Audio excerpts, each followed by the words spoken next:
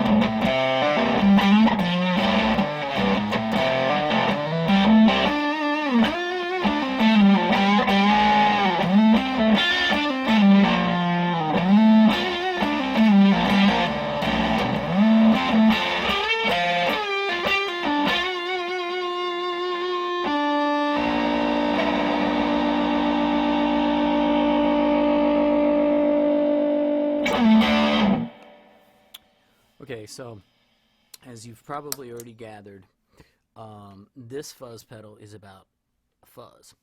It is not about being tasteful or being smooth or sounding anything like Eric Johnson. It is about pure and unadulterated nastiness of a kind that I really like. How many times have you stepped on a fuzz pedal that, sounded kind of edgy by itself when you were playing at home, but now you're in a live mix, where there's a little bit of mud happening and a lot of the kind of highs are attenuated, and the fuzz pedal sounds like a distortion. That's definitely not what's up here. This fuzz pedal is a fuzz pedal, and it is really stellar at cutting through with just all kinds of gritty edge. There's not a whole lot to say about it, except that if you were looking for fuzziness and nastiness, this is a very, very good place to start. I will show you that it has kind of an interesting control here that's described as the texture control that to some degree controls the amount of gain, but it also controls the timbre of the sound. So at full counterclockwise, what you would normally associate it with a low gain setting,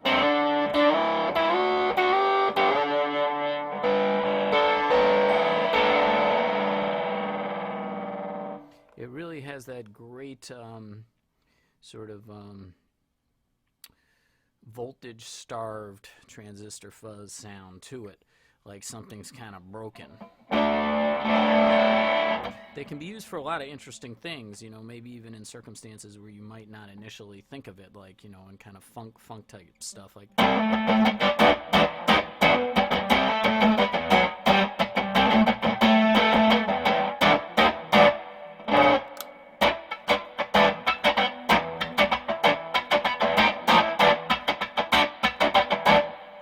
To kind of give you a sort of strange percussive and slightly atonal quality to something that you normally would play very clean. As you begin to bring up the texture knob, we begin to get a little bit more of a saturated tone, but it's still sounding, very distinctive and, with huge gobs of character, right? So, bring up the volume just a bit to compensate.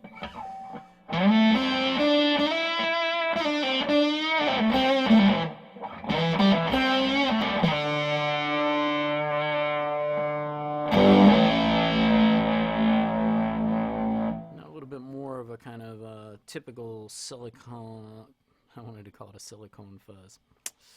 Don't know what a Merkin is? Google it. And that's what Google's for, so I don't have to tell you what a Merkin is. Between the Merkin and the silicone, I'm getting confused. Silicon fuzz at a lower gain setting, or with the volume on your guitar rolled back, a kind of again, a very nasty, edgy sound, but with a little bit more body to it than we had at full clockwise. At 12 o'clock, let's see what we get. I'm on the, I'm going to go to the neck pickup now just to fill things out just a little bit, see what happens.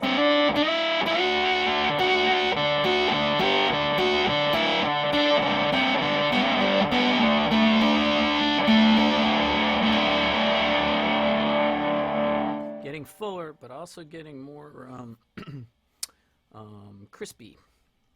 Nobody's going to mistake this for a distortion or an overdrive. That's for damn sure.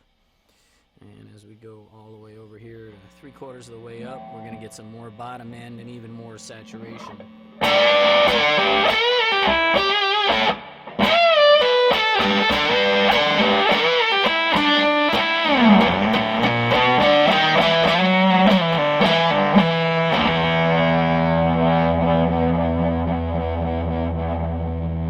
We get all kinds of weird modulation happening on the bottom end as it kind of compresses and does weird stuff. I don't even have the language for this. This is so nasty. And then at full up, with our guitar volume rolled down, we pick up all sorts of radio stations. I've noticed particularly Eastern European language ones that I assume originate in Chicago, but for all I know, we're picking up skip from, you know, Eastern Europe. And that's what you want out of a fuzz pedal when you have the gain full up and your guitar volume down. If it's not picking up radio stations, something is wrong. But what's interesting is, as I bring up my guitar volume, even at full gain, this is actually a relatively quiet pedal for how anarchic its tone is. And at full gain, as you heard at the beginning of this video, that's my guitar sum, you will get a lot more bottom end, but you're still going to be nasty as hell. Nothing smooth at all. Nothing smooth.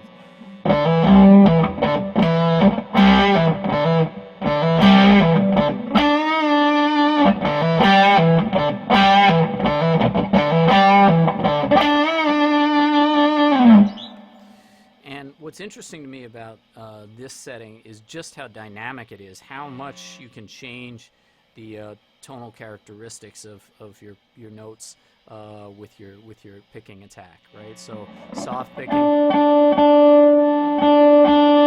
almost clean, hit it hard and it just goes crazy.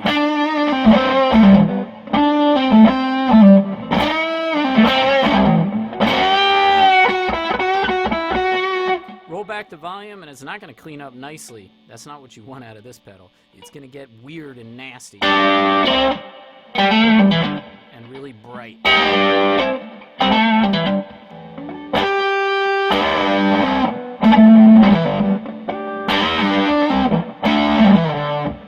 And as you roll back, it compresses less, so it actually doesn't get that much quieter until you get pretty far down in the volume and start to pick up the radio. And you get a weird, super bright sound.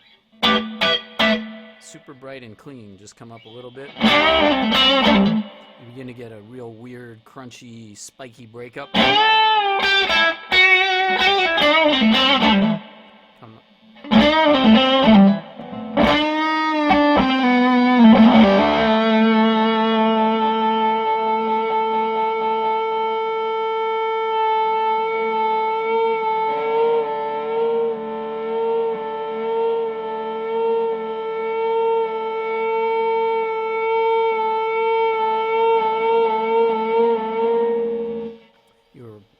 Starting to wonder whether I was going to stop doing that. I think my neighbors probably were too. So at this point, I'm going to just conclude and tell you that this pedal is notable for its fuzziness and its nastiness, and also has a really unique dynamic response to it that I think players who like both kind of extreme and nasty sounds but like them to remain expressive will find a lot of satisfaction and goodness in the Catalinbread Merkin. Get a hold of the folks at Rock and Roll Vintage, and they will hook you up with a Morkin. They will hook you up with a Merkin. Until next time.